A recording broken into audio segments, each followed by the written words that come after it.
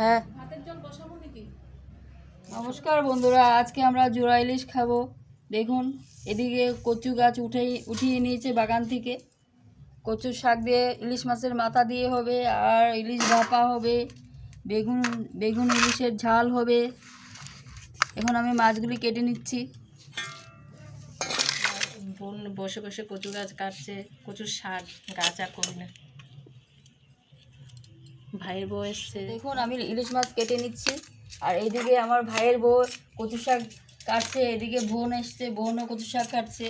আজকে অনেক অতিথি আছে, অতিথি আসবে দুপুরবেলা। এখন দেখুন আমি মাছটা কেটে নিচ্ছি। এখন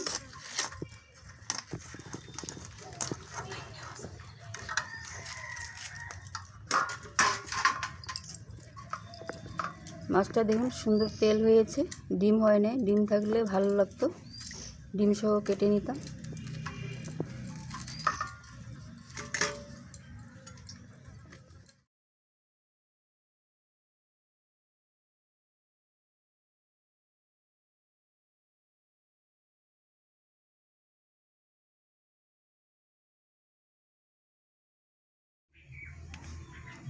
আমি এখন মাছগুলিতে হলুদ নুন মেখে নিচ্ছি, ভাজি করে নেবো হালকা, তারপর বানাবো। আপনারা দেখতে থাকুন। মাছগুলি মশলাগুলি যাতে ঢুকে মাছের ভিতরে, তারপরে খেতেও স্বাদ হবে। নুন হলুদ মরিচ এই সমস্ত মশলা না ঢুকলে মাছের ভিতরে মাছটা খেতে স্বাদ লাগবে না। তাই এদিকে ধ্যান রাখতে হবে যাতে মশলাটা মাছের ভিতরে ভালো করে ঢুকে, ভালো করে মিশিয়ে নিতে হয়। দেখুন আমি কিভাবে মেশাচ্ছি। দেখুন বন্ধুরা, আমার তেলটা গরম হয়ে গেছে। আমি মাছগুলি দিয়ে দিচ্ছি, হালকা ভেজে নেব। বেশি ভাজলেও খেতে স্বাদ হবে না, ইলিশ মাছ হালকা ভাজতে হয়। হালকা ভেজে নেব।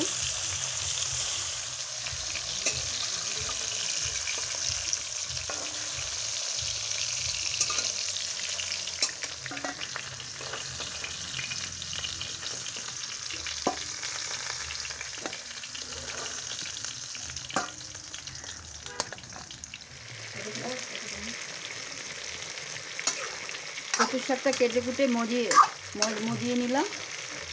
ইলিশ মাছের মাথা দিয়ে কচুর শাক দিয়ে হবে বন্ধুরা।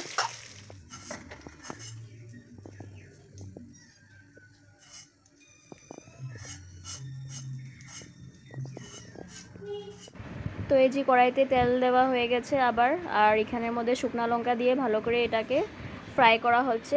এবার এখানে কুচি পেঁয়াজ দেওয়া হচ্ছে, তারপরে শুকনো লঙ্কা না, কাঁচা লঙ্কা দিয়ে এখন এটাকে ভালো করে কষিয়ে নেওয়া হবে। তারপরে এখানে মশলাগুলা দেওয়া হচ্ছে একে একে করে। মশলাগুলা দিয়ে এখন এটাকে ভালো করে কষিয়ে নেওয়া হবে। তারপরে এখানে রসুন কুচি দেওয়া হয়েছে। এখন এখানে লবণ দেওয়া হয়ে গেছে, দিয়ে এটাকে ভালো করে ফ্রাই করা হচ্ছে। তারপরে দেওয়া হয়েছে টমেটো দিয়ে আবার এটাকে কষিয়ে নেওয়া হচ্ছে। তো দেখতেই পাচ্ছ। তারপরে এটার পরে দেওয়া হবে বয়েল করা, যেটা আমরা বয়েল করে রেখেছিলাম কচু শাক ডোগার সাথে, ওইটা দিয়ে এখন এটাকে ভালো করে কষিয়ে নেওয়া হবে। তো ভালো করে এটাকে এখন পুরো কষিয়ে নেওয়া হয়েছে। এখন এর মধ্যে দেওয়া হবে ইলিশ মাছের মাথা। তো এই যে ইলিশ মাছের মাথাটা দেওয়া হয়ে গেছে, এখন এটাকে ভালো করে ফ্রাই করা হবে একসাথে, পুরো মিক্স করে, একদম ভালো করে এটাকে মিক্স করে পুরো ফ্রাই করা হবে। তো দেখতেই পাচ্ছ আমাদের কচু শাক পুরো রেডি ইলিশ মাছের মাথা দিয়ে।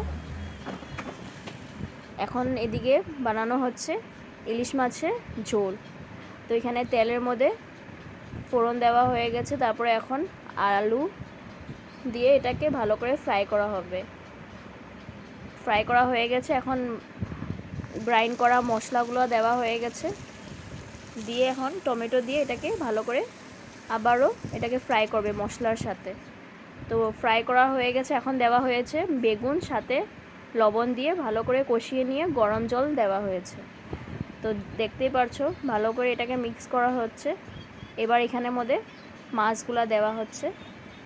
মাছগুলা দিয়ে এটাকে কিছুক্ষণের জন্য ঢাকা রাখা হবে। তো এদিকে দেখতেই পারছো আমাদের ইলিশ মাছের ঝোল পুরো রেডি হয়ে গেছে। এখন উপরে একটু কাঁচা মিঠা তেল দেওয়া হয়েছে। তো এদিকে দেখতেই পারছো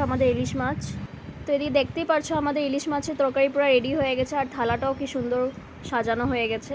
তো এদিকে ইলিশ মাছের ঝোল আছে, সাথে আছে মাছের তেল আর কচুর শাক তরকারি ইলিশ মাছের মাথা দিয়ে। তো বাই বাই, সবাই ভালো থাকবেন।